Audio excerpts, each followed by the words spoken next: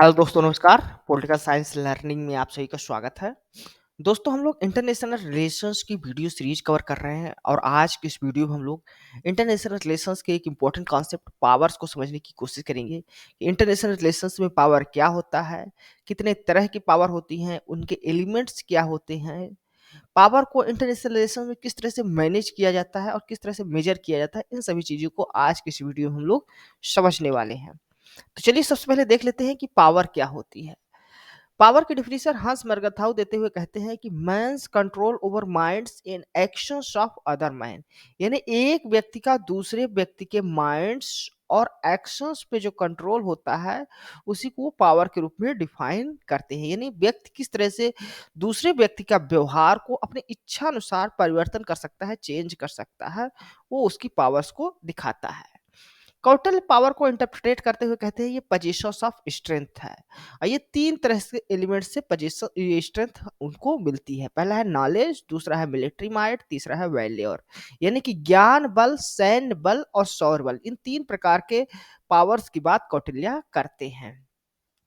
International relations में power को हम लोग डिफाइन करने की कोशिश करें तो पावर को इंटरनेशनल डिफाइन किया जाता है। Power is an actor's ability to exercise influence over other actors, state and non state, यानी किसी भी स्टेट की जो पावर है उसकी एबिलिटी को दिखाती है, उस एक्टर्स की एबिलिटी को दिखाती है कि किस तरह से वो अदर जो एक्टर हैं इंटरनेशनल सिस्टम में उनको इन्फ्लुएंस करता है, चाहे वो स्टेट एक्टर्स हो या अदर जो नॉन स्टेट एक्टर्स हो उनको।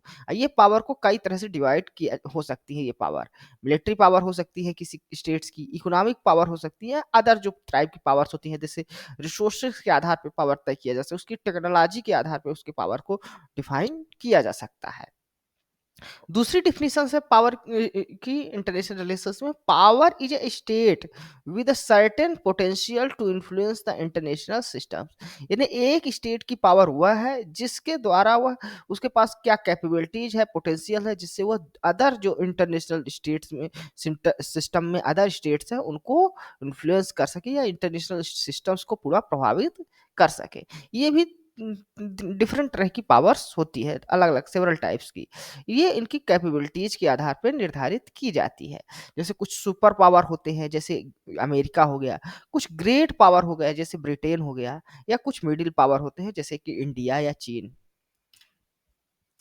अब हम लोग एलिमेंट्स की बात कर लेते हैं पावर की इंटरनेशनल रिलेशंस में। तो कोई सिंगल ऐसा एलिमेंट्स नहीं है जिससे हम लोग कह सकें या स्टेट्स को बता सके कि इस पावर की वजह से वो सुपर पावर बना हुआ है, मिडिल पावर या ग्रेट पावर है।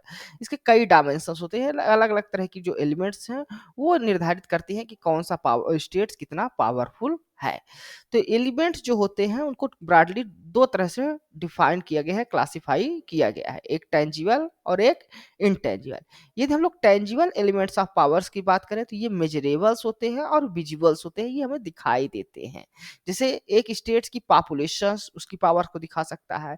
पॉपुलेशन में भी वो कितनी स्किल पावर, अगर पॉपुलेशन है लेकिन वो स्किल्ड नहीं है तो वो उसकी पावर को प्रोजेक्ट नहीं करेगा। यानी कोई भी स्टेट स्मॉल पावर है, स्मॉल पॉपुलेशन है, लेकिन उसकी पॉपुलेशन जो है वो स्किल्ड है तो उसके ज़्यादा वो पावरफुल होगा स्टेट इंटरनेशनल सिस्टम में। उसी प्रकार टेरिटरी, तो कोई भी स्टेट की टेरिटरी, उसकी साइज क्या है, उसका लोकेशंस क्या है, ये भी मैटर करता है। कभी कभी साइज से ज्यादा उसके लोकेशंस पर निर्भर करता है या वो स्टेट के पास कैपेबिलिटीज कितना है अपनी टेरिटरी का इस्तेमाल करने के लिए। जैसे इजराइल बहुत ही छोटा देश होने के बाद भी उसका इंटरनेशनल सिस्टम में काफी ज्यादा इन्फ्लुएंस हमको दिखाई देता है। ठीक, जबकि कनाडा और ब्राजील जैसी टेरिटरी जो है इससे ज़्यादा बड़ी है लेकिन उनका इन्फ्लुएंस उतना नहीं दिखाई देता। नेचुरल रिसोर्सेस, स्टेट्स के पास ऑयल रिजर्व होते हैं, मैन पावर रिसोर्सेस होते हैं, अदर जो नेचुरल रिसोर्सेस हो गए आपके, वो सभी उसके पावर्स को प्रोजेक्ट करते हैं। यहाँ पर भी स्टेट की कैपेबिलिटी पर निर्भर करता है।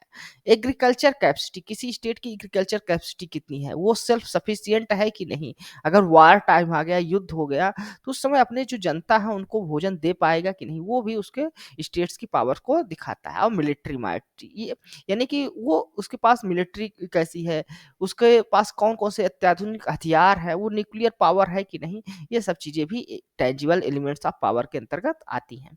इसी प्रकार अगर इनटेंजिबल एलिमेंट्स ऑफ पावर्स की बात करें तो ये नॉन मटेरियल एट्रीब्यूट होते हैं। इनके कभी क्वालिटेटिव या अनक्वांटिफिएबल एलिमेंट्स के रूप में भी जाना जाता है। यदि हम लोग देखें तो इसमें आते हैं लीडरशिप, यानी जो किसी भी स्टेट्स का लीडर है, उसकी क्या कैपेबिलिटीज है, उसके क्या एस्पिरेशंस है, विजन किस तरह रखता है, किस तरह से वो निर्णय लेता है, ये चीज निर्भर करती है। फिर उसकी ब्यूरोक्रेटिक और ऑर्गेनाइजेशनल जो स्ट्रक्चर्स है वहाँ का, वो कितना इफिशियंट है। कोई भी पॉलिसीज होती है तो डोमेस्टिक लेवल या इंटरनेशनल लेवल में किस तरह वो इम्प्लीमेंट कर पा रहा है, वो चीज निर्भर करती है। फिर टाइप ऑफ गवर्नमेंट, वहाँ पर किस तरह की गवर्नमेंट है, डेमोक्रेटिक गवर्नमेंट है, ऑटोक्रेटिक गवर्नमेंट्स है, तो वो भी उसके पावर्स को डिफाइन करते हैं इंटरनेशनल सिस्टम में। वहाँ का सोसाइटल कोहेसन कैसा है, किस प्रकार की सोसाइटी है, सोसाइटी का कल्चर क्या है, क्योंकि एक जो स्टेट्स होते हैं वहाँ का जो कल्चर्स होता है, वहाँ के जो लोग होते हैं, वो अट्रैक्ट करते हैं अदर जो स्टेट्स के हैं उसके कल्चर्स को, उसके लोगों को, तो उसका इन्फ्लुएंस उस स्टेट का अदर स्टेट्स में भी पड़ता है, तो ये इंपॉर्टेंट होता है। फिर नेशनल मोरेल, यहाँ के जो व्यक्ति हैं या लीडर हैं या सरकार जो है, उनका मोरलिटी कितना हाई है किसी भी स्टेट्स का, कोई भी निर्णय लेने में कितने फास्ट होते हैं, है ना, कितने करेजियस निर्णय ले सकते हैं, या उनका स्टैंड क्या रहता है, कोई जो मेजर इवेंट होता है इंटरनेशनल सिस्टम में, तो उस किस नज़रिए से देखते हैं, किस तरह से वो उसको उस पर बिहेव करते हैं, वो चीज़ें मैटर करती है किसी भी स्टेट्स के पावर को प्रोजेक्ट करने में। तो यहाँ पर दो तरह के पावर हमने देखा, टेंजिबल एलिमेंट्स और इनटेंजिबल एलिमेंट्स ऑफ पावर। अब मेजरमेंट के लिए, तो मेजरमेंट भी किया जाता है पावर का। इसके लिए कई तरह के जो विचारक रहे हैं उन्होंने परिभाषा देने की कोशिश की, लेकिन ये लगभग इम्पॉसिबल रहता है, पूरी तरह से मेजर किया जाना मुश्किल होता है।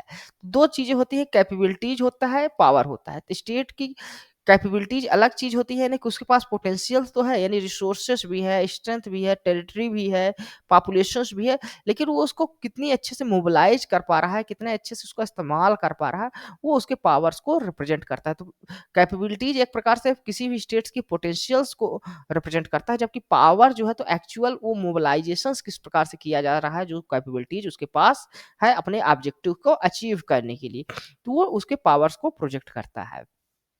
रे एस क्लाइन फार्मूला देते हैं परसीव्ड पावर का, यानी किसी भी स्टेट की पावर को मेजर करने का एक फार्मूला देते हैं। वो करते हैं कि perceived power equal to C plus E plus M into S plus W bracket के अंदर। तो यहाँ पर जो पी है वो परसीव्ड पावर को दिखा रहा है, यहाँ पर सी आपको क्रिटिकल मास को दिखा रहा है, जिसमें उस स्टेट की पॉपुलेशन और टेरिटरी को इंक्लूड किया जाता है।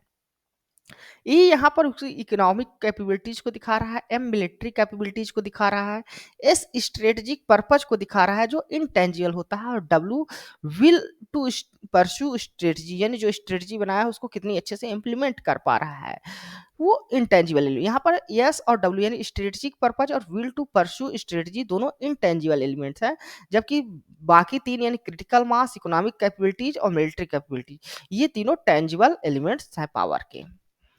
अब मेथड्स क्या है इस पावर को एक्सरसाइज करने के लिए इंटरनेशनल सिस्टम्स में। तो इंटरनेशनल सिस्टम में जो स्टेट्स होते हैं वो अदर स्टेट्स के साथ या अदर ऑर्गेनाइजेशंस के साथ पहला परसुएशंस के थ्रू जो होता है अपने पावर का एक्सरसाइज करते हैं। परसुएशन में आपकी डिप्लोमेसी आती है, डायलॉग आता है। यहाँ पर कोर्शन यानी बल का प्रयोग नहीं किया जाता, बल्कि पीसफुल जो मेथड्स होते हैं उसके थ्रू अपने पावर्स को दिखाया जाता है। ठीक, फिर रिवार्ड्स हो गए, यानी ऑफर, इंसेंटिव ऑफर किए जाते हैं अदर जो स्टेट्स हैं उनको, इकोनॉमिक एड्स के रूप में, मिलिट्री असिस्टेंस के रूप में, या पॉलिटिकल सपोर्ट्स के रूप में। तो इस प्रकार से जो स्टेट्स अपने आप को पावरफुल प्रोजेक्ट करना चाहता है वो अदर स्टेट्स को इकोनॉमिक एड देता है, ताकि अगर कोई भी इवेंट होता है या किसी भी चीज को लेकर यूनाइटेड नेशन सिक्योरिटी काउंसिल में वोटिंग होना है, तो अदर स्टेट्स उनको उनके पक्ष में वोट दें। फिर पनिशमेंट, पनिशमेंट में आते हैं आपके विड्रॉल ऑफ जो इकोनॉमिक एड है उसको विड्रॉल कर लिया गया, या किसी कोई सैंक्शंस लगा दिया गया अदर स्टेट्स पर, डिप्लोमेटिक प्रेशर बनाया जाता है, तो ये किस स्टेट के पास कितनी कैपेबिलिटीज है उस पर निर्भर करता है। तो ये भी एक मेथड है एक्सरसाइज करने का पावर का। फिर फोर्स, फोर्स यानी जब फिजिकल इम्प्लीमेंट किया जाए, कहीं ह्यूमैनिटेरियन इंटरवेंशंस किया जाता है, मिलिट्री इंटरवेंशंस के रूप में जाना जाता है, जैसे यूएस का इंटरवेंशन वियतनाम और अफगानिस्तान में हमको देखा जा रहा है। तो ये एक प्रकार का मिलिट्री इंटरवेंशन आपका फोर्स के थ्रू पनिशमेंट देना हो गया। चार तरह है यहाँ पर method of exercising power: persuasion, reward, punishment और फोर्स। फिर मैनेजमेंट किस तरह से किया जाता है पावर को, तो इंटरनेशनल जो सिस्टम्स है वो एनार्किक सिस्टम माना जाता है, चाहे वो नियो रियलिस्ट विचारक रहे और रियलिस्ट विचारक रहे, नियो जो लिबरल रहे, वो भी इंटरनेशनल सिस्टम्स को एनार्किक मानते हैं। तो यहाँ पर अनइक्वल डिस्ट्रीब्यूशन ऑफ पावर्स दिखाई देता है। तो इस पावर का बैलेंस किस तरह से बनाया जाता है स्टेट्स के बीच, वो उसको या मैनेज किस तरह से किया जाता है, उसके लिए दो डोमिनेट स्ट्रेटजी मानी जाती है: एक बैलेंस ऑफ पावर और दूसरा कलेक्टिव सिक्योरिटी। तो बैलेंस ऑफ पावर्स जो टर्म है वो रेफर करता है कंडीशंस को जहां पावर रिलेटिवली लगभग इक्वली रूप से डिस्ट्रीब्यूट हो एमंग द स्टेट्स के बीच, कोई एक सिंगल स्टेट डोमिनेट ना करे अदर स्टेट्स को।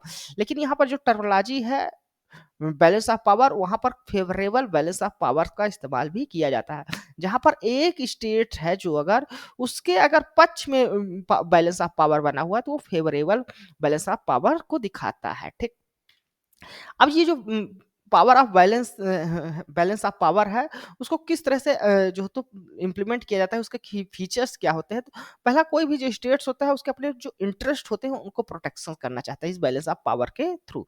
स्टेट कमिटेड होते हैं सेफ गार्डिंग देयर इंटरेस्ट, जिसमें टेरिटोरियल इंटीग्रिटी आती है, पॉलिटिकल इंडिपेंडेंस आता है, सिक्योरिटी और इकोनॉमिक एसेट्स आते हैं।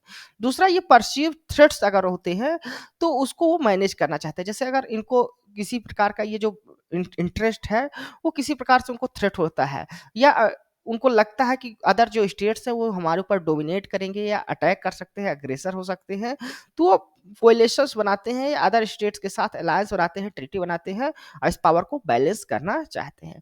Deterrence through the power equilibrium, तो यहाँ पर पावर इक्विलिब्रियम का काम करते हैं। जो बैलेंस ऑफ पावर क्या करता है, किसी भी अग्रेसर जो स्टेट्स है अगर डोमिनेट हो रहा है तो उसके खिलाफ अदर जो स्टेट्स है वो एक साथ आ जाते हैं, जिससे उसकी जो विक्ट्री है वो अनसर्टेन हो जाती है या भविष्य में उस पर अटैक पुनः से हो सकता है। इससे वह बैलेंस पावर बना रहता है। क्वांटिफिएबल पावर पोजीशंस, यानी जो पावर होता है उसको क्वांटिफाई मेजर किया जा सकता है और उसको मैनिपुलेट किया जा सकता है स्टेट्स के बीच। तो इस तरह से बैलेंस बनाया जा सकता है। ठीक, फिर रेशनल पॉलिसी फार्मूलेशंस, यानी कि जो यहाँ पर स्टेट्स होते हैं इस प्रकार के सिस्टम बैलेंस ऑफ पावर में, वो किसी भी पॉलिसी को बनाते हुए ये पावर डायनामिक को कैलकुलेट करते हैं। इंटरनेशनल सिस्टम्स में हो और डोमेस्टिक पॉलिटिक्स में हो, इस पावर बैलेंस पावर डायनामिक्स के अनुसार ही वो अपनी पॉलिसी को रेशनल तरीके से बनाते हैं, तार्किक रूप से बनाते हैं। अब इस बैलेंस ऑफ पावर को मेंटेन करने के मैकेनिज्म क्या-क्या होते हैं, कौन-कौन सी ऐसी चीज़ें हैं जिससे ये पावर बैलेंस ऑफ पावर बनाया जाता है, मेंटेन किया जाता है। तो आर्मामेंट बिल्टअप के द्वारा, यानी कि हथियार जो है या वेपन्स जो हैं उनको बिल्डअप किया जाता है, उनको तैयार किया जाता है या अदर स्टेट से इम्पोर्ट किया जाता है, तो जिससे वो का पावर को गेन करता है या रिटेन करता है अपनी जो पावर है उसको। फिर अलायंसेस और काउंटर अलायंसेस भी बनाते हैं स्टेट्स, कई सारे रीजनल या इंटरनेशनल ऑर्गेनाइजेशंस के हिस्सा होते हैं, जैसे नाटो हो गया, वार्सा पैक्ट हो गया या क्वाड हो गया। तो इस तरह से क्वाड जैसे चाइना को मेंटेन जो पावर है उसको बैलेंस करने के लिए यूएस और भारत, ऑस्ट्रेलिया, जापान मिलके एक जो है तो क्वाड बना रहे हैं। तो इस तरह से कई तरह के अलायंसेस भी बनाए जाते हैं और काउंटर अलायंसेस भी बनाए जाते हैं पावर ऑफ बैलेंस को मेंटेन करने के लिए। टेरिटोरियल एक्सपेंशन हिस्टोरिकली रूप से देखा जाए तो कुछ स्टेट्स जो तो अपने टेरिटरी का एक्सपेंशन करते हैं, जैसे यूरोपियन पावर जो 19th या अर्ली 20th सेंचुरी में थे वो इंपीरियलिज्म की नीति अपनाते थे, या इराक जो है तो कुवैत पे जो है तो टेरिटोरियल एक्सपेंशन कर रहा है, इजराइल अरब टेरिटरीज को एक्सपैंड जो है तो मिलाने की कोशिश कर रहा है। तो इस तरह की जो टेरिटोरियल एक्सपेंशन है उसके थ्रू भी पावर को बैलेंस करने की कोशिश की जाती है। बफर स्टेट्स बनाया जाता है, तो कभी कभी दो स्टेट्स जो दो पावरफुल अगर स्टेट्स है तो उनके बीच एक बफर स्टेट्स को बनाया जाता है, जैसे पोलैंड जो है तो रसिया और जर्मनी के बीच था, तो इससे भी बैलेंस ऑफ पावर मेंटेन होता है। इंटरवेंशंस किया जाता है, कुछ जो पावरफुल कंट्री होती है वो स्मॉल कंट्रीज पर इंटरवेंशंस एक्शंस के थ्रू भी अपने जो अपोनेंट्स हैं उसके पावर को बैलेंस करते हैं। जैसे यूएसए का इंटरवेंशन वियतनाम में दिखता है, यूएसआर का इंटरवेंशन अफगानिस्तान में दिखता है। रीअलाइनमेंट ऑफ द अलायंसेस, यानी जो अलायंसेस बने हुए हैं उसमें से कभी-कभी रीअलाइन किया जाता है, अदर स्टेट्स को भी उसमें मिलाया जाता है, या कुछ स्टेट्स हैं उनसे बाहर भी होते हैं। तो जो ब्लॉक है उसमें अदर अदर टाइप के स्टेट्स को मिलाया जाता है समय-समय पर। फिर बैलेंसर स्टेट रूल, एक स्टेट ऐसा भी होता है जो बैलेंसर का काम करता है इस इंटरनेशनल सिस्टम्स में। तो जैसे ब्रिटेन को ये देखा जाए तो हिस्टोरिकली वो बैलेंसर्स के रूप में कार्य करता रहा है हमेशा पावर ब्लॉक्स के बीच। तो ये मैकेनिज्म है जिससे बैलेंस ऑफ पावर को मेंटेन किए जाते हैं। अब दूसरा जो टाइप का है बैलेंस मेंटेन करने का, बैलेंस ऑफ पावर जो पावर्स है मेंटेन करने का, वो है कलेक्टिव सिक्योरिटी। तो कलेक्टिव सिक्योरिटी जो टर्म है ये इसको डिफाइन किया जा सकता है as a machinery for joint action in order to prevent or counter any attack against an established order. तो जो एस्टैब्लिश्ड ऑर्डर है अगर उसके खिलाफ कोई भी अटैक करता है तो उसको रोकने के लिए अगर कलेक्टिवली रूप से कई स्टेट्स एक साथ आ जाते हैं, जॉइंट जो एक्शंस लेते हैं उसी को कहते हैं कलेक्टिव सिक्योरिटी। कोर एजम्पशंस इसका ये मानना है कि जो वार है वो इनएविटेबल है, यानी वार को कभी टाला नहीं जा सकता, इसलिए कई स्टेट एक साथ आके उसको रोकने की कोशिश करते हैं, प्रिवेंट करने की कोशिश करते हैं। दूसरा ये मानते हैं कि ये जो पावर है यानी सभी स्टेट्स एक साथ आ रहे हैं वो पावर फॉर पीस यानी शांति के लिए आ रहे हैं, डिफेंड कर रहे हैं या अट्रैक्ट जो ये कलेक्टिव जो स्ट्रेंथ है वो किसी भी प्रकार का जो अटैक हो रहा, कोई भी स्टेट डोमिनेट कर रहा और उस पर अटैक कर रहा, अग्रेसर बन रहा, तो उसको रोकने के लिए कलेक्टिव सिक्योरिटी का कॉन्सेप्ट डेवलप किया गया है। इसके की कैरेक्टरिस्टिक की बात करें तो इसका गोल होता है मेंटेन करना इंटरनेशनल पीस और सिक्योरिटी को। इसके जो तरीके होते हैं कलेक्टिव एक्सेस के थ्रू, यानी अगर वन स्टेट्स पे खतरा आ रहा है तो one for all and all for one, एक स्टेट के लिए खतरा है तो सभी स्टेट के लिए खतरा माना जाता है और सभी स्टेट मिलकर उस एक स्टेट को प्रोटेक्ट करने की काम करते हैं। तो ये कलेक्टिव एक्सेस पर आधारित होता है। ऑर्गेनाइजेशन स्ट्रक्चर्स में बात की जाए तो ये ऑपरेट करते हैं इंटरनेशनल बॉडीज के थ्रू, जैसे लीग ऑफ नेशंस या बाद में यूनाइटेड नेशंस जैसे ऑर्गेनाइजेशंस के थ्रू। ये जो स्टेट्स हैं वो एक साथ आते हैं, कलेक्टिव सिक्योरिटी का कॉन्सेप्ट जो है उसको एक्शंस में परिवर्तन करते हैं उस थ्रेट को रोकने के लिए। तो धन्यवाद दोस्तों, आज की इस वीडियो में हम लोगों ने पावर क्या होता है इंटरनेशनल रिलेशंस में और उसको अलग-अलग तरीके कौन-कौन से पावर्स हैं, उनको किस तरह से मेजर और मैनेज किया जाता है, उसको हमने समझा। यह वीडियो आपको कैसी लगी अपने कमेंट्स के माध्यम से हमें ज़रूर बताइएगा। साथ ही साथ आप हमारे इस वीडियो को लाइक करें, हमारे इस चैनल को सब्सक्राइब करें ताकि इस तरह की जो वीडियोज़ हैं, वो आपको मिल सके। धन्यवाद, थैंक यू।